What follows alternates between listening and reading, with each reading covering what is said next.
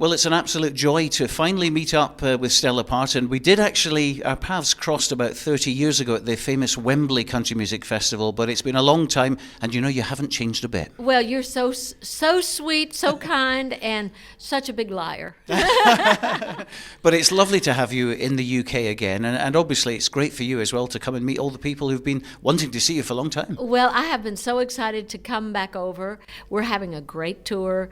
Chilli Gold and Elaine Boyle from Ireland, and of course Billie Jo Spears and I are just having a blast. The audiences have been great, the band is fantastic, the theaters are wonderful, and we're just having a great time. How did the whole thing come about? Because, I mean, it's long overdue, isn't it? Well, I had been offered a few times opportunities to come over and was disappointed when they didn't work out. But finally this one did, and so here we are. And I hope you're coming back again, not wait another 30 years. I hope I will too. I don't know that I'll hold up that long. Well, from where I'm looking, you will. No problem at all. You. Now, there's so many things we can talk about. Let's start with the album at the moment, which is out. You've got a single out called Family Ties. Yes, I do. The album is called Testimony, and I think it's your 22nd album. Yes, congratulations. It is. Thank you so much. It is my 22nd album. I produced this one. I wrote all the songs. I co-wrote some of the songs, but I wrote all of them. And I'm very proud of this album. I think it's a little more contemporary. It's very positive country, but still it's more of a contemporary piece of work. And I think it's a body of work that kind of expresses who and what I am at this point in my career. Well, right off the bat, let's talk about Family Ties, the single. Okay.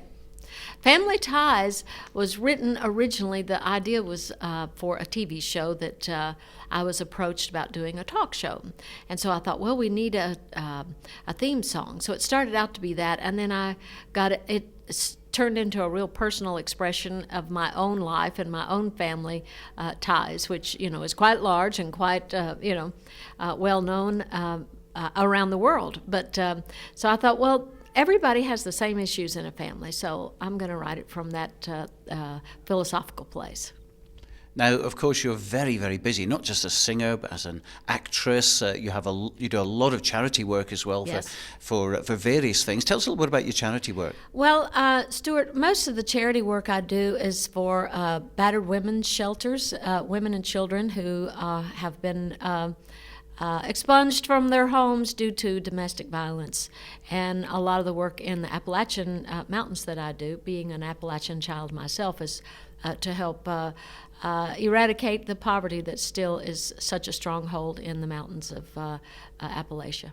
And you're really into the hands-on approach as well, because I think you do talks and things, don't you? I have a workshop that I developed some years ago, and I decided through a lot of thought and meditation of how to tie in all the experiences that I've had, as well as all the training that I've had with hair and makeup and and trying to find a wardrobe in a hurry and trying to put myself together.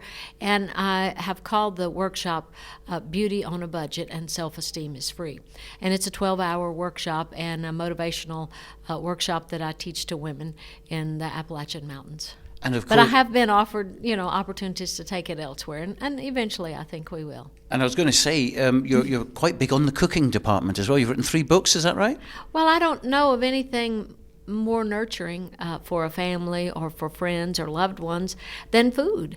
And I started collecting cookbooks when I was about 9 years old, and I was fascinated by recipes on the back of milk cans and chocolate boxes and so on and so forth. And I thought, this is kind of scientific, and you can make something from this little tiny formula.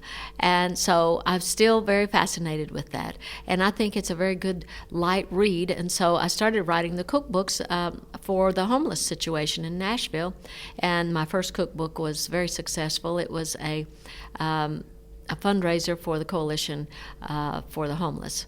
And so that's how that all started, and then it just kind of snowballed from there. Now, of course, we all know you're from a very big family. I think you were the sixth of 12, is that right, children? That's correct. And we all know about Dolly, of course, but today we're talking about Stella Parton. Yes. But one thing I must just touch on is the childhood days back then. It must have been so much fun, so much music in that family. Well, there was an innocence about growing up the way we did. We were isolated in the mountains there, and it was mostly family and a few neighbors, but mostly relatives. And music was the centerpiece of our social interaction, and writing songs, telling stories, and just creating harmony. And I consider that to be the magical part of our lives, besides, of course, our spiritual upbringing. But I think the music was as spiritual as the spiritual training itself.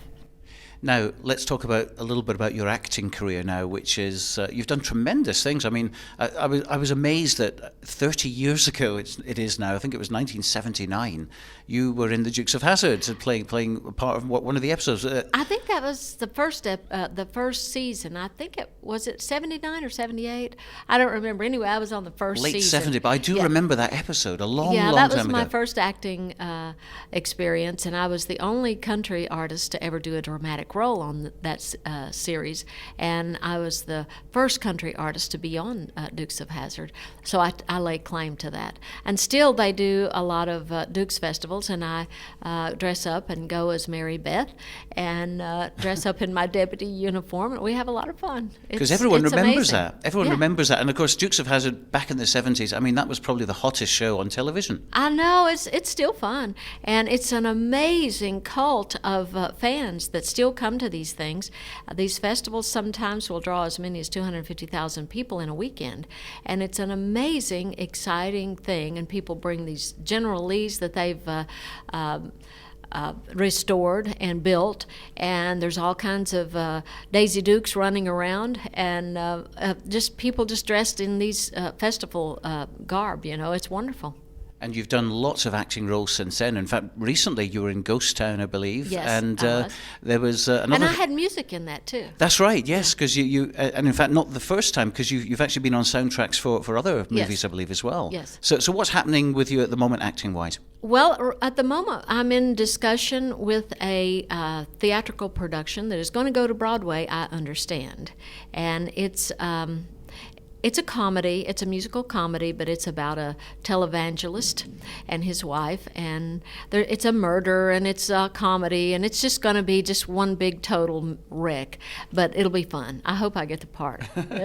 Well, back to your music now, and I must ask you about my favourite Stella Parton song, and that's Danger of a Stranger, which I remember playing as a little boy. Oh, thank you. I'll be doing that tonight on the show. Great. And that song did give me a lot of opportunity to do a lot of different things, and it's still one of my favorites and one of the songs that is most requested in my show.